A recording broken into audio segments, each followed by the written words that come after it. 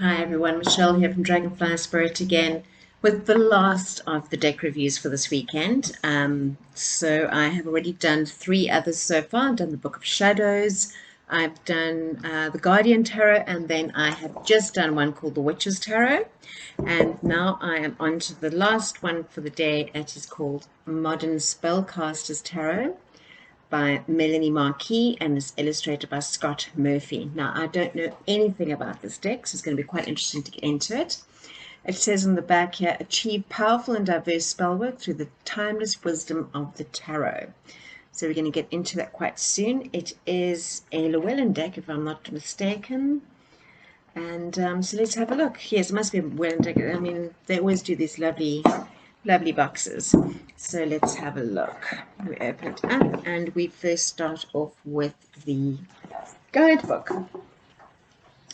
So this is, oh, that is beautiful. It is a fully illustrated in color guidebook, very typical of Llewellyn. Sometimes it's not in color, but the guidebooks are normally absolutely beautiful.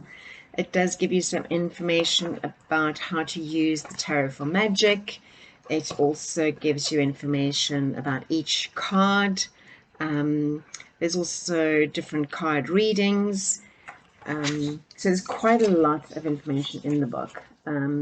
Each card, there is a description, divinatory meaning, reverse meaning, and magical uses. So this is a really, really great book. It is, let's just have a look, 242 pages. So there's a lot for you to learn. So let's get into what the cards look like. I'm quite excited to see. So we've got our little ribbon. I'll show you a little ribbon. And we can just pop the cards out. So let's have a look. We have, this is the back of our cards. So can be used in reverse. It does give reversals. But if you have a look, these little animals here are different. So if you get used to the cards very quickly and you know which way the animals go, you'll know which card is going to be reversed. I don't read reversals, so that doesn't worry me at all, but that might be something for you to think about. There is a bit of a gloss. I don't know if it's just my, there we go. You can see there it is glossy. Cardstock's quite thin, but they are quite nice and bendy. So they should be able to, you probably should be able to riffle shuffle them. I can't riffle shuffle. In fact, I can barely shuffle at all. So yeah, I'm even dropping the cards here. So let's have a look. What I do love about this deck is that it is borderless. I love a borderless deck. As I mentioned in my previous video of the Witch's Tarot, that deck has got a black border on it, and I'm thinking I'm going to trim that down. But let's get straight into the spellcasters. Right, so we've got the Fool. He's really about to take that leap of faith, isn't he? He's really about to step off into Neverland. There's nothing. The Magician. The High Priestess. The Empress. Very interesting imagery. Very, very interesting imagery. The Emperor.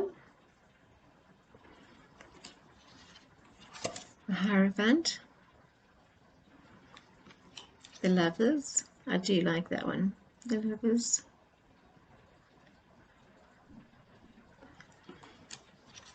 Chariot. Strength. The Hermit. The Wheel of Fortune. Oh, the monkey on the top is blindfolded. I like that. Justice. Sorry, I don't have my glasses on. Justice. Hanged Man. Which is really interesting because most cards with Hanged Man, they have the person hanging upside down.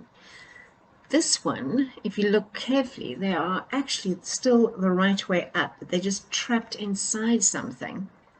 So that's a very different sort of depiction of the Hanged Man that I've seen before. Death. Very typical Death. Temperance. As you can see, it's very much a Rider-Waite sort of system as well. The Devil. Tower. Star. The Moon. Sun.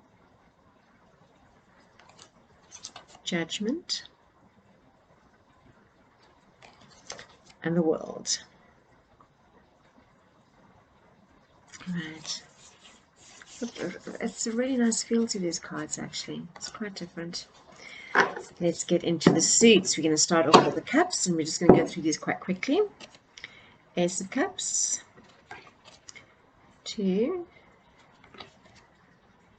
3, 4, 5.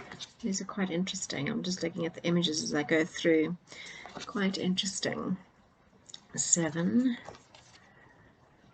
So it has all the standard sort of symbology and imagery that you expect to find, but then it has a few different sort of twerks and tweaks, which is quite interesting. I'm going to enjoy getting into the imagery on each card. There's the Knight, and seeing what the artist had in mind with these cards. And the King. Pentacles, the Ace. As I mentioned before, the Two of Pentacles is one of my favorite cards. I always like to see how they're doing the balancing act. And here he's not only balancing the coins, but he's balancing himself on the log there as well. 3, 4, 5, 6, 7. Oh, I like this one. 8 Pentacles. 9.